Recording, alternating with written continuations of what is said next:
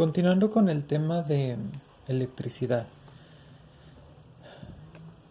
La electricidad en general, bueno, ya hemos visto que es muy útil, tiene muchísimas aplicaciones en nuestra vida diaria. Si se acuerdan, en todo el ejercicio de inicio de la unidad, pues hablábamos de todas las aplicaciones que puede tener en nuestra vida.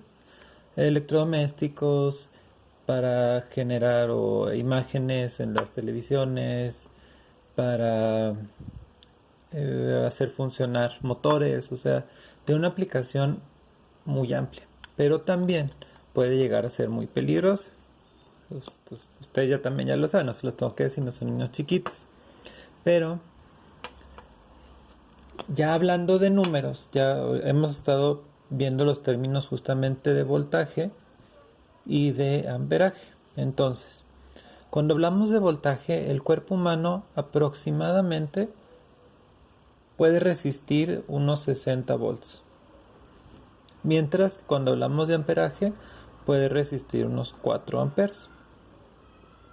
Si se acuerdan, pues amperaje era la carga entre el tiempo.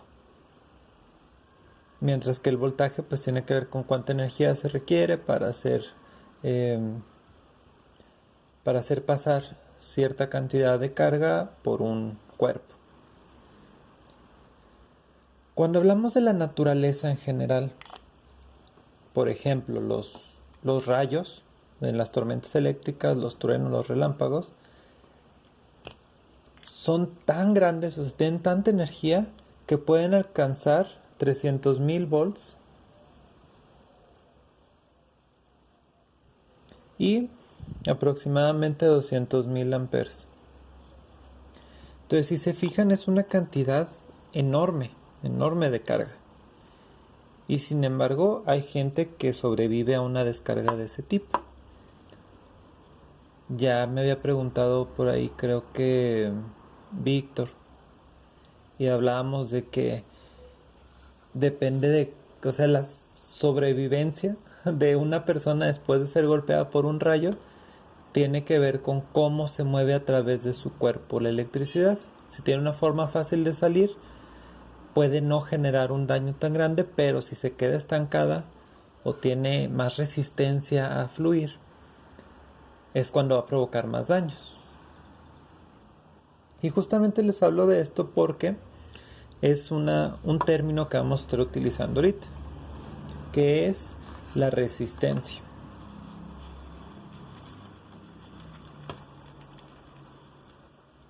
Resistencia, en palabras simples, quiere decir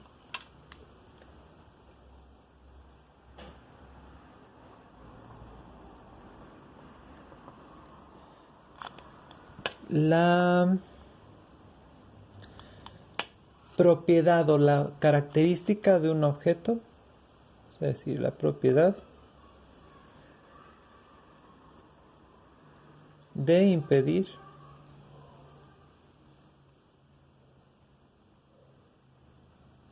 el paso de la corriente eléctrica.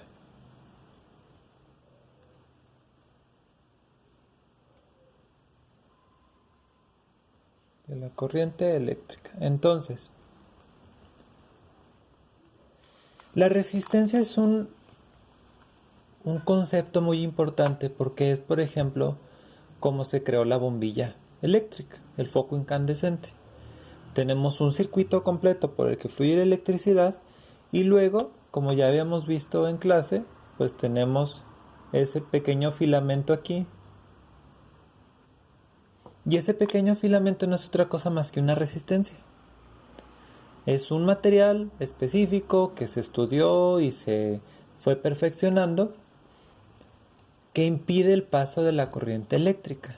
Pero al impedir ese paso de la corriente eléctrica, genera un fenómeno de incandescencia. Es decir, se enciende, sus átomos o sus electrones se alteran tanto que empiezan a emitir luz, porque están resistiendo el paso de la corriente eléctrica. Y es un fenómeno que podemos aprovechar en general en la construcción o el diseño de aparatos electrónicos.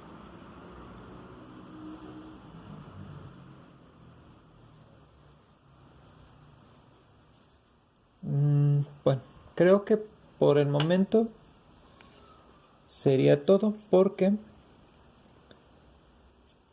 después vamos a empezar electromagnetismo. Entonces creo que hasta aquí, ya para terminar con la parte de electricidad, creo que estamos bien.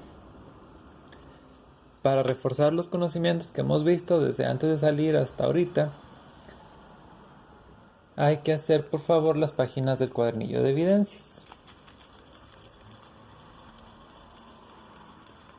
Las páginas que hay que hacer para mañana, por favor, serían páginas